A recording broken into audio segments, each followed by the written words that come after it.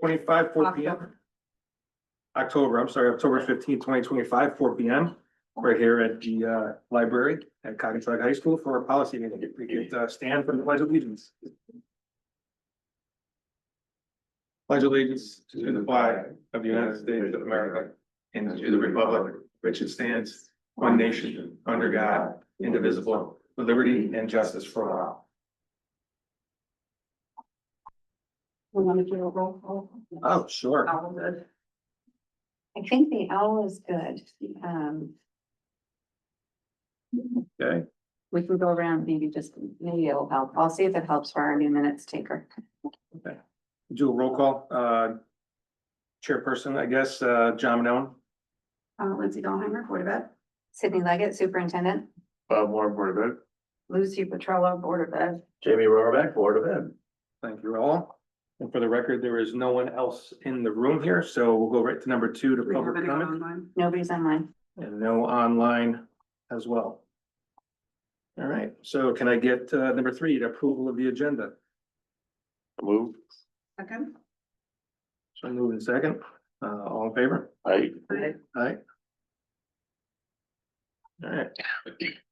Number 4, approval of minutes from the September 17th, 2025. Do we have any corrections or anything? Or can I get a motion to approve the minutes? Motion to approve, Lindsay. Second, Bob.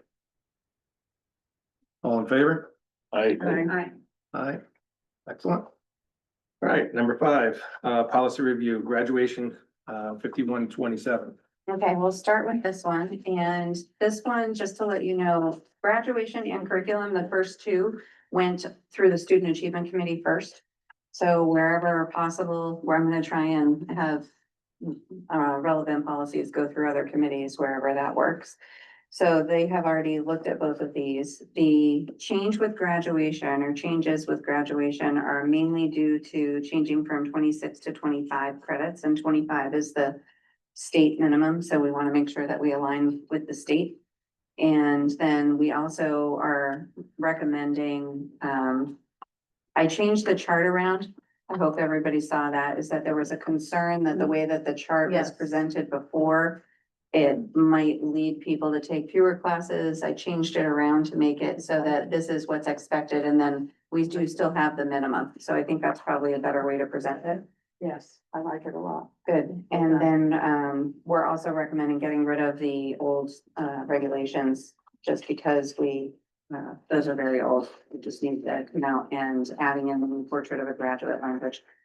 So that's just a summary, but if you have some specifics.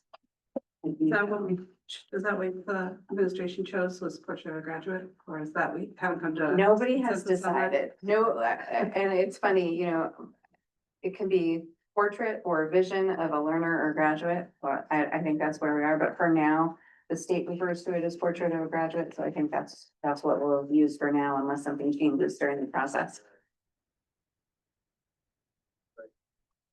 Very good. Any other discussion on graduation, 5127? No, I think Student Achievement Committee did a really good job going through it. I like the idea of policy blessing it, though. I think it's good. Okay. I think if we're all good, we'll send that on. Send it on. Send that one along. Okay. Thank you.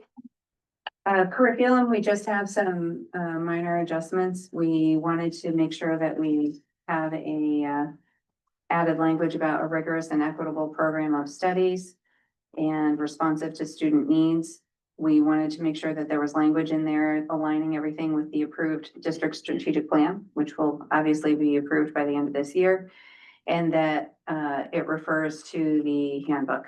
So everything goes to the handbook, the curriculum handbook, and we recently saw a revision of that, which I think everybody at the Student Achievement Committee thought was really well done, thanks to Dr. Siegel.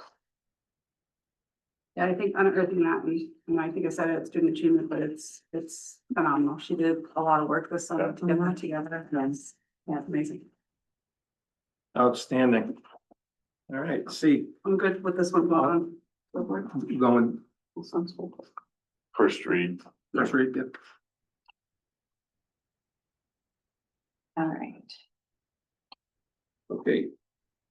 See, visitors, Okay, so visitors is a little bit of a combination of coming forward because we've had some need to define visitors versus volunteers, you know, and some things came up at the beginning of the year of who needs to be background checked, who is a visitor, who is a volunteer, that idea of a designated volunteer, meaning that you might actually be alone with students. So that resulted in both of the visitor and volunteer policies.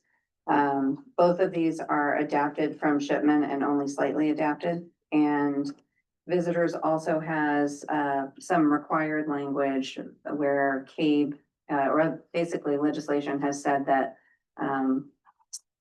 we need to have administrative regulations about if, for example, ICE comes to school. I do want to tell you that, Yeah, is that outlined? So these are, yeah, can we just, because they're not outlined, we're looking at oh, sorry, the what- series one community/board operation, administrative regulations regarding visitors and visitors observations and in schools. observations, yeah, And then policy regarding visitors and observations, schools 1000 series. Yeah, yes.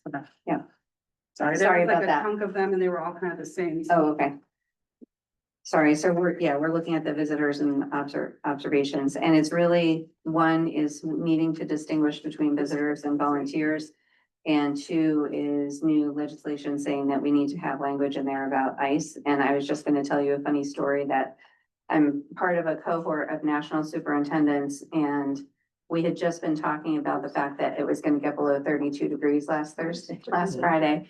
And somebody on my national group asked if I had ice in the parking lot, and I said, not yet, but like maybe Friday morning. And they're like, they tell you when they're coming? And I was like, who? They were like, ice. I'm like, you're oh. talking about real ice. Yeah, I'm from Vermont. it's a Northeast thing. It's like, I'm talking about ice in the parking lot. So, anyway. Yeah, so, So you're following language through the Trust Act with that, or what, how is that? Yes. Okay, mhm. okay.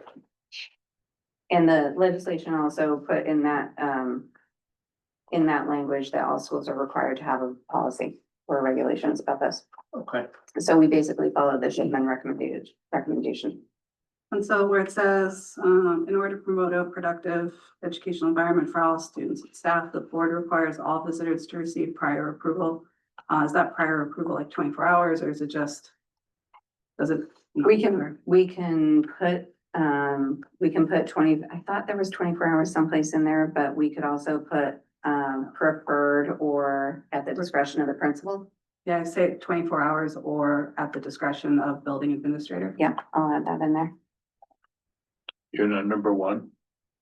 You're number one on this No, regulation? no, I'm still on the, not on the regulation, on the policy, On the policy. on Oh, I the see. second Yeah, paragraph, second, yeah, or first paragraph, sorry. yeah. Because then I just think it lays it out. Yeah. You know, better, and it gives the building administrators to say, Yes. you know, we well, really for like that to wait. building administrator may be for the day as well. Yeah. Right, receives the right to. When the visits in course, and what's in accordance with the administrative regulations, which is this. The next part, yes. Okay. Why are you saying 24 hours on that though? It just gives the administration a guideline, like it would be nice to have 24 hours notice to have someone, unless, you know, there's something that's happening that day that somebody forgot, and at that point, you give it to the building administrator the discretion. Right. It gives them some comfort room to say like, you know, our know policy somebody's normally is coming. 24 hours. Yeah. But you know, Bob may want to come in and look at like a classroom because there's, you know, somebody wants to look at something and it's less than 24 hours, then obviously the administrator has the discretion to say, yeah, come to that. Yeah, well, I would probably go through Sydney first. Right. but- But I think like, especially there's a lot going on in those front offices. And I think if they have a schedule of knowing who's gonna come in advance, it makes their day a lot easier to coordinate who's in the building and who isn't. But there could be times where the building principal says, no, that's fine, you wanna come in at 1, that's okay, and that's up to them. Do there are a lot of people coming in school, do we know? We do have visitors pretty regularly. I know that there's PTO and PTA will be visiting the schools. I also know that there are some volunteers who are coming in. Most of the volunteers that I've known about are regular, so that probably wouldn't be they usually know when they're coming in, they have a schedule. And Eric must have a series of vendors coming in to maintain various systems and so on, but that's a nonstop thing, as long as they have. I you know, apologize, sign in the procedure, that's what they need to do. I apologize, I didn't read this. So how do we vet each individual? How are they vetted? We don't, so if it's a designated, then that's the next policy. If it's a designated volunteer, anybody who for any reason might be unsupervised. By one-to-one with children, they have to be background checked. They have to go through So the fingerprinting and all that, fingerprinting and all that. If you are a visitor, right, like a 1 day, a contractor, one day, doing an assembly, doing a presentation, you are never outside of the supervision of a school employee.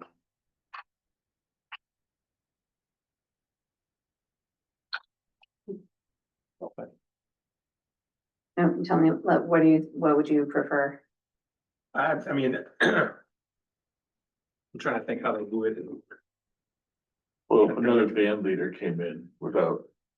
No, I'm tenure, talking about, let's just say, for instance, we hired someone to come in and speak to the school, like we do all the time. Yeah. But let's just say they had some type of criminal history that we were not aware of. Mhm. How is that being vetted? How is that being checked?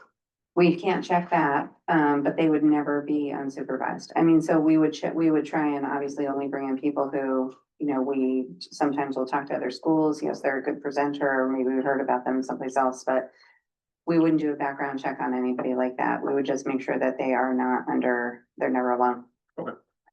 And same with like, field trip chaperones, right? Mhm. If you're ever a field trip chaperone where you would actually be assigned a group of students, you have to go through the full background check.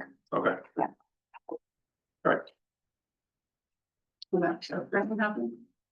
No, that's why, that's the part That's that what that I, part that's says. the part that I adapted from the shipment policy is that designated volunteer language. Well, especially when we're going to like France. Yeah, but the 24 hours here, number one. 24 hours unless, there was a wording, but whatever. Or at the discretion of the building administrator. Yeah.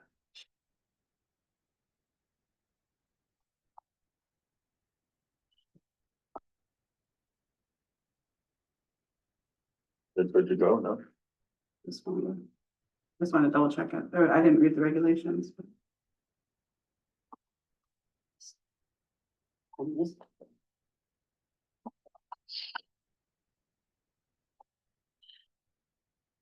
That number 7 is good. If building principal or responsible administrator approves a request to visit a school and or observe a student program, arrangements must be made in advance to ensure that that visit will not disrupt the educational program. So that goes in line with the 24 hours if necessary. Do you want to put that language in there instead of, earlier or in the policy, or do you want it both places? Because we could put it in both the policy and in the. It makes it regulations. easier in the regulations probably.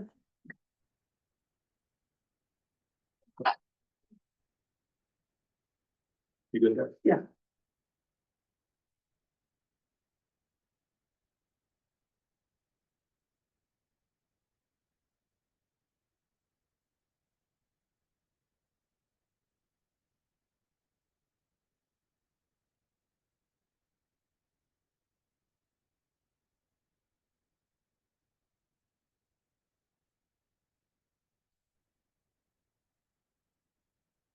So for 10, I'm not sure this is something, maybe it's because we don't have regulations at all on it, but the PPE protocols on like events that are happening in the school, whether it's like food truck vendors or PTOs or groups that are handing out food, Mhm. to make sure that that's happening too. So Yeah. this will be good for the building administrators to be able to say, like, this is what you're obligated to do when you're visiting our schools. Right, and we've actually started that in the, I don't know, the concession stand, sorry, out there already, is that now there's new, like, the The health state department came in, they have to do some regulations and PPE and everything. I imagine number 10 is largely left over from COVID times, but it probably doesn't hurt to have it in there. On this record, that references back to the school system. That's 12 ties back to the school safety budget. So. And the new, state guidance. And again, I like having it in this way because if the state winds up changing their guidance, we don't have to Yeah. change the regulations. Right. And any of these, does it still, I'm sure it's in one of the policies when checking the schools, like all visitors, groups, organizations are not being let in without their IDs, white tribe. Yes, I believe that's practice, but I don't know if that, we actually put that language in here. Because it might seem tedious for certain volunteers that are in the building, like, I don't know, once or twice a week, but there, if it's rules for one, it should be rules for all. I know that I went into Brewster today and I couldn't get in without swiping. Cause I left my fob at home. Yeah, so that's good, right? That was a good test. I'm good with these. We'll send All those. right, so send that. Read.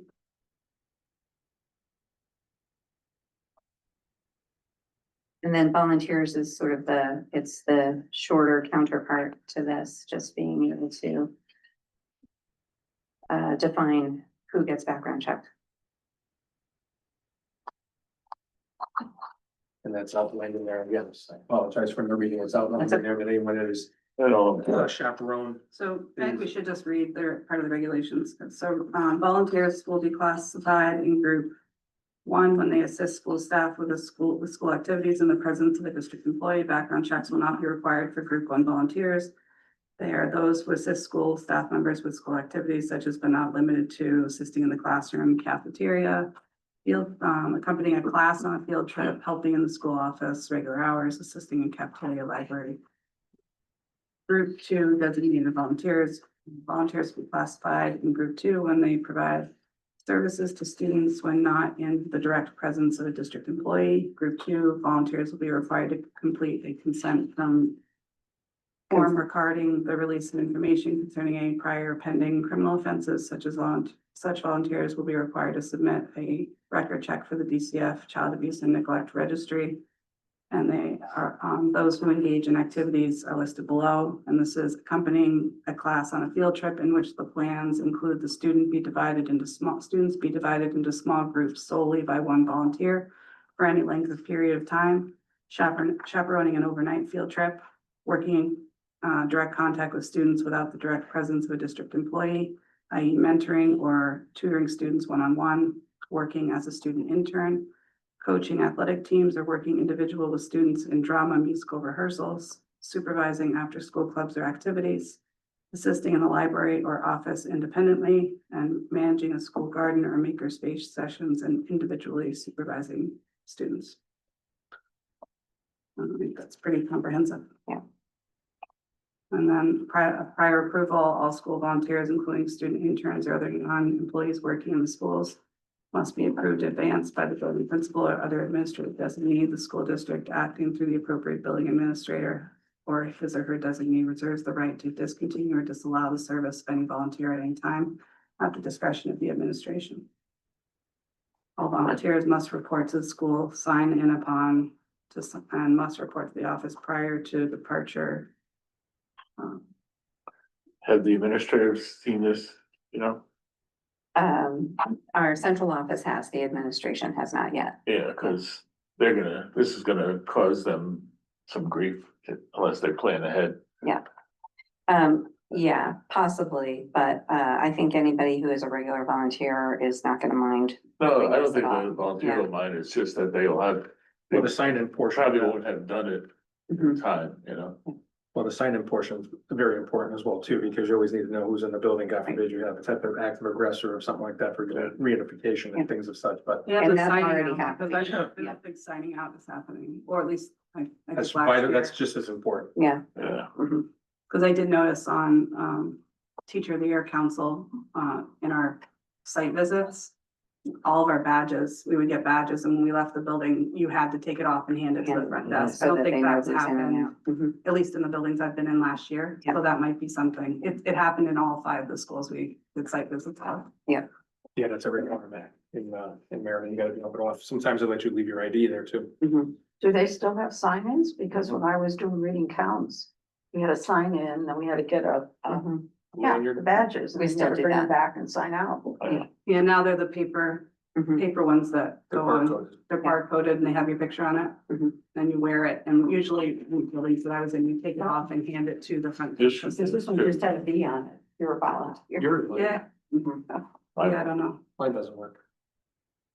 Yours doesn't work? Oh, no, I don't think. Those don't get us into, still have to swipe our licenses. Okay. You sure? 'Cause I I did didn't know. that. Well, you're I special. tried Maybe that. special mark. Oh, Oh, special.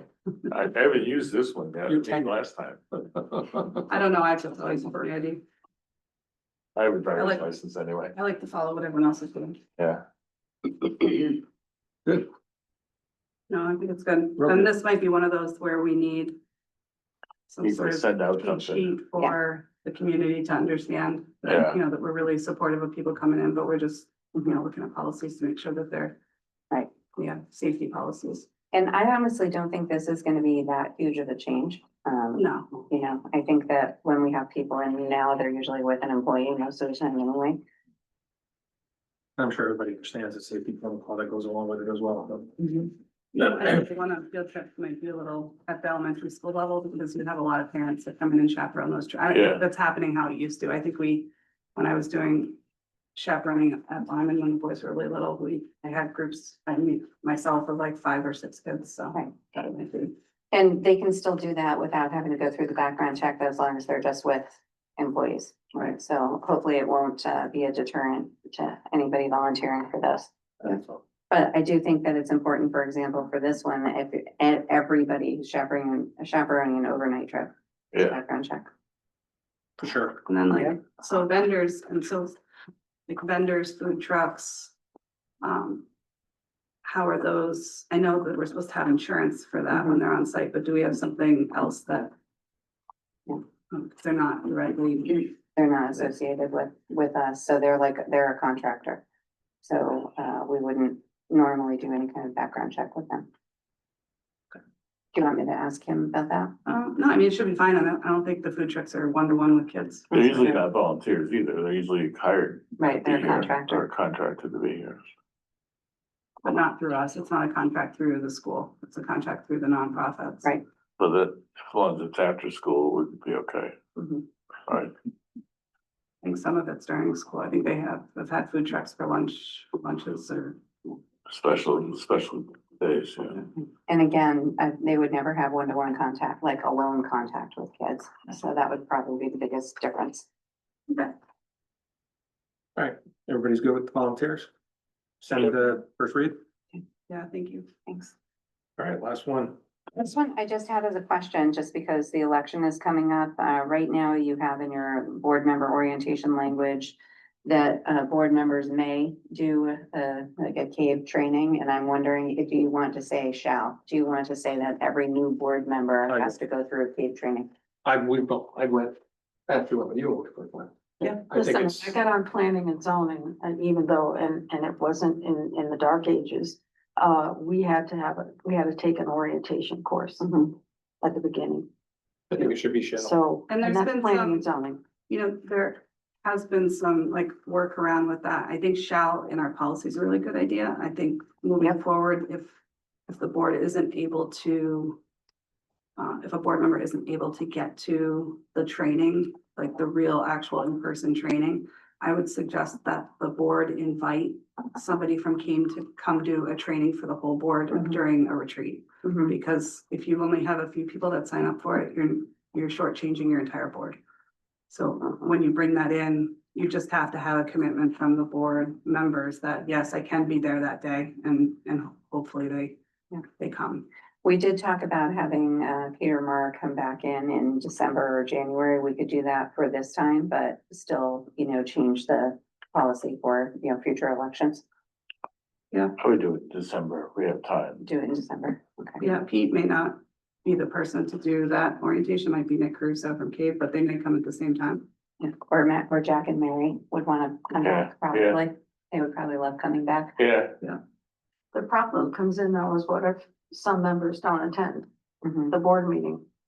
And then if you have shall in your policy, then I would say then it's their responsibility to do one of the other trainings. Well, you could put shall, but you could also put within the Yeah. first How do they prove 6 it? months of their Yeah, of their And they appointment. have or to show 8 the months, you certificate. gotta give them a reasonable amount of time because they should be able to do it. So I mean, if you say within the first, I would say 90 days. I think a lot of Well, work, you a have- lot of work happens during budget season and we have elections that start terms in December. how often do you have those orientations? Nick Caruso will come out for the board at any time to do an orientation just for this board.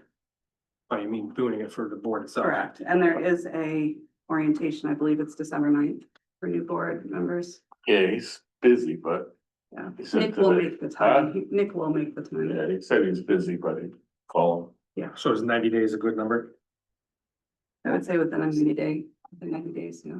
So then how do you know that they attended? There's just. Did they- They have to sign up for it, Certificate. but he gives them you with the certificate. I know that, but I'm saying, how does the board know that, not the board or the chair, know that all members have attended that are new? Should they say submit Yeah. certificate to Submit chair? some kind of It is the, certificate of attendance, I would say documentation. You don't always have documentation, certificate. yeah. I'm glad you said that, because I had circled that May. And I think that there's, for somebody who hasn't been on a board before, there's a lot to take in. Yeah, and they have two But- tracks too, which is kind of neat for that new board member orientation. I've gone to it all 4 years. Because there's a track for current board members, and then it's a leadership track for that meeting, and then there's the new board orientation. So you get to meet, as a new board member, you don't get to meet new members, you get to talk to seasoned board members too, Mhm. superintendents, so. Actually, it wouldn't hurt for all the board members to attend at least once a year. Yeah, a lot Because, changes. You know, kind of, yeah, things change and Well, there's so much, Sometimes you forget. K offers so much training, Yeah, like tomorrow, or we attend something. I have one up at the Lyceum for CABE, on legal issues. legal issues Yeah. tomorrow, yeah. So I'm going up there for that. Some of it's virtual, which has been nice to have some of it be virtual, but Where's just that, Alexion, for a Chiefs meeting? is that what it's called? I thought it was Lyceum. Alexion. The new members take effect December First, 1st, right? it's the first Monday of December. Yeah, so December. my term expires November 30th. Good, Mine too. No, that's not, it's not. not good, but I It's mean, not it was good. here till through in November. Yeah. And I assume, I just want to make sure I know how everything works here. I assume after the elections, there's a swearing in that happens at the town offices. They do it. Town clerk. Town clerk does it. Okay. Yeah, they get sworn in, I think it's that December 1st. Mhm. Well, they can get sworn in At anytime. any time, but then Yeah. they take effect on December 1st. Okay. So our November meeting would have our current board, and then our December meeting would have the new elected board. This may be something for future, but while we're talking about orientation of board members, voting, members who do not show up, consistently for discussions and then come in and vote on a particular discussion. I can tell you, having been on other boards and commissions in town, if you missed public hearings or discussions, you were not allowed to vote unless you said, yes, I listened to the tape or something. I don't think it's Because you not missed allowed. that whole I don't discussion. think it's a not allowed to vote. I think it's it's a moral compass that if you weren't there for the discussion of it, you normally don't feel informed enough to vote on it. Well, even on this board, if you're not here for minutes, you abstain just from minutes. Oh, I wasn't at the meeting. You don't even approve the minutes. And that's, Right. that's a smaller thing compared to some of the other decisions we make. And yet people are allowed to vote who are not been here for numerous, and you miss one here and there, but I'm talking about consistently missing. So I don't know. It's just something to think about, and I don't know what we can do about it. Yeah, like I told you, my previous district, if a board member missed more than 3 meetings, the board had the ability to replace them unless there was a medical issue, and I know that that's not the case here, but, the only other recourse would be to ask the town to speak to that representative about possibly resigning because they're not coming and see if the town replaces them. That's the only other avenue I can think of. Other than that, once you're elected, right? Yeah, Connecticut's, has a it's very strict in the statutes that you maintain your voting rights even if you're not, attending. Mhm. I'd like to kind of know Shipman and Cabe's opinion on it. Maybe Mhm. something to look into, but I think That's the overall interesting. consensus is instead of doing that is encouraging board members that if they're they're gonna make this commitment, they need to be here. Mhm. It should be a tone that gets set.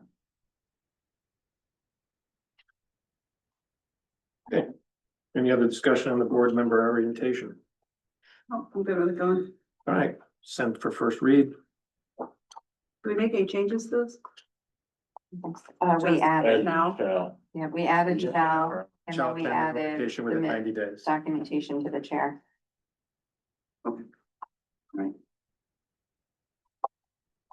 Right, public comment online. Nobody's online. No one is in person either. Motion to adjourn. Second. All in favor? Aye. Aye. This building at 5. Adjourn at Yeah. 4:31. Wow. I am super proud of all of your efforts here this evening as the